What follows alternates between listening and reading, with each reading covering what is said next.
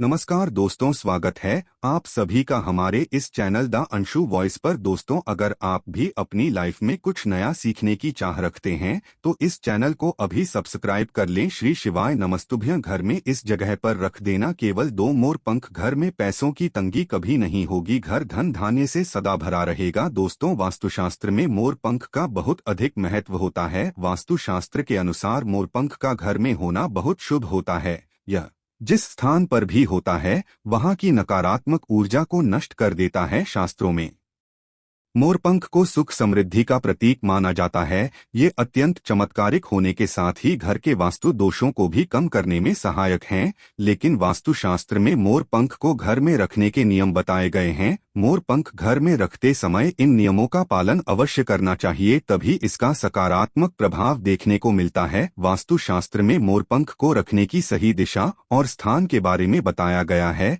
अगर आप अपने घर में मोरपंख को उसके निश्चित स्थान और दिशा में रखते हैं तो यह घर के अंदर की नकारात्मक ऊर्जा को खत्म कर देता है। मोर पंख घर में रखने के बहुत से फायदे हैं, लेकिन धन संपत्ति के आकर्षण के लिए इसका सबसे अधिक उपयोग किया जाता है। अगर आपके घर में पैसे की तंगी है, धन का खर्च अधिक होता है, घर में पैसा नहीं आता है, तो आप अपने घर पर मोरपंख जरूर लेकर आएं और उसे सही दिशा में स्थापित करें। यह निश्चित ही आपके धन में वृद्धि करेगा। वास्तुशास्त्र में घर में कितने मोरपंख रखने चाहिए, इसका रहस्य भी बताया है। आइए जान लेते हैं मोरपंख से जुड़े महत्वपूर्ण वास्तु नियम। दोस्तों, सबसे पहले हम जानते हैं मोरपंख के धार्मिक महत्व के बारे में। हमारे प्राचीन शास्त्रों में मोरपंख को इतना महत्व क्यों दिया जाता है? दोस्तों, हमारे प्राचीन पुराणों में मोरपंख को एक चमत्कारिक यंत्र माना गया है। इसका प्रयोग कई प्रकार की तांत्रिक क्रियाओं में भी किया जा रहा है।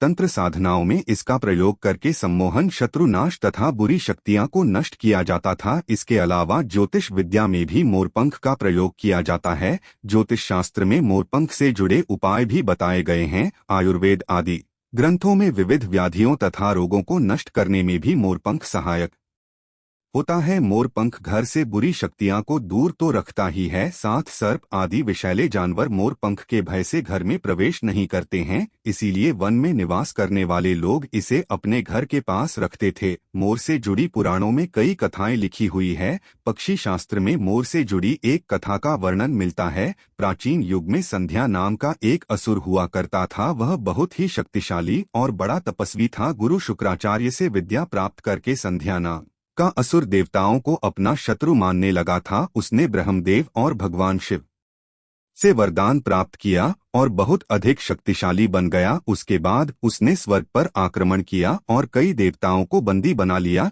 लेकिन उस असुर को पराजित करने के लिए देवताओं ने एक योजना बनाई और उसके लिए उन्होंने मोर की सहायता ली। सभी देवता और 9 ग्रह मोर के पंखों में विराजित हो गए, जिससे मोर बहुत ही अधिक शक्तिशाली बन गया और विशालकाय रूप धारण करके उस मोर ने संध्या असुर पर आक्रमण कर दिया। इस युद्ध में संध्या असुर का वध हो गया और देवताओं को उनका आधिपत्य फिर से प्राप्त हुआ। सभी देवताओं ने मोर की प्रशंसा की और उसे भी पूजनीय होने का वरदान दे दिया। तभी से मोर को बहुत ही पवित्र माना जाता है। जिस स्थान पर भी मोरपंख होता है वहां पर 9 ग्रहों का अशुभ प्रभाव नहीं पड़ता है। दोस्तों, केवल ऋषि मुनि और देवता ही नहीं बल्कि भगवान श्री कृष्ण भी मोर की प्रशंसा करते हैं। भगवान श्री कृष्ण ने मोर की श्रेष्ठता का वर्णन किया है और उन्होंने मोर के पंख को अपने मुकुट में धारण करके मोर के श्रेष्ठ होने का प्रमाण भी दिया है। मोर पंख के बिना भगवान श्री कृष्ण कहीं पर भी नहीं जाते हैं। श्री कृष्ण कहते हैं, मोर शांति और प्रेम का प्रतीक है, मोर सुख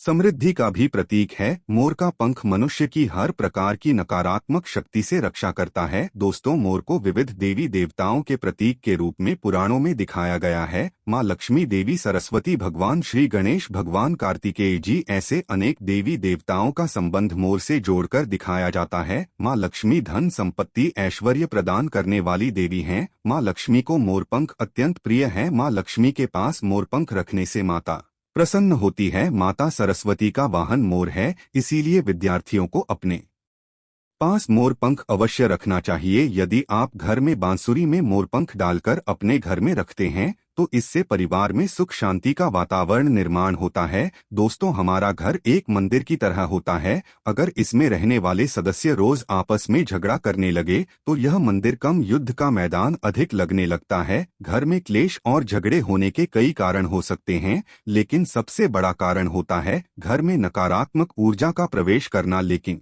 हमारे घर में यह नकारात्मक ऊर्जा आखिर कहाँ से प्रवेश करती है और इस नकारात्मक ऊर्जा को दूर करने के लिए कौन से उपाय करने चाहिए? वास्तुशास्त्र के अनुसार प्रत्येक घर में नकारात्मक ऊर्जा फैलाने वाली चीजें मौजूद होती है। इन वस्तुओं के बिना हमारा घर चल नहीं पाता है। इन वस्तुओं को तो हम घर से बाहर नहीं निकाल सकते हैं, लेकिन उस नकारात्मक ऊर्जा को अवश्य बाहर निकाल सकते हैं। इसके लिए हमें मोरपंख का प्रयोग करना चाहिए। आप 3 मोरपंख लें और उसे अपने घर के मुख्य द्वार के पास हवा में जोर जोर से हिलाएं। इससे आपके घर के अंदर की नकारात्मक ऊर्जा आपके घर से बाहर चली जाएगी। अगर आप रोज सुबह ऐसा करते हैं तो आपके घर के अंदर की संपूर्ण नकारात्मक ऊर्जा धीरे धीरे समाप्त हो जाएगी और आपके घर में सकारात्मक वातावरण का निर्माण होगा। इसी बात को ध्यान रखते हुए आज हम आपको बताएंगे कि घर में वो कौन सी 3 जगह है जहां पर आपको मोरपंख जरूर रखना चाहिए।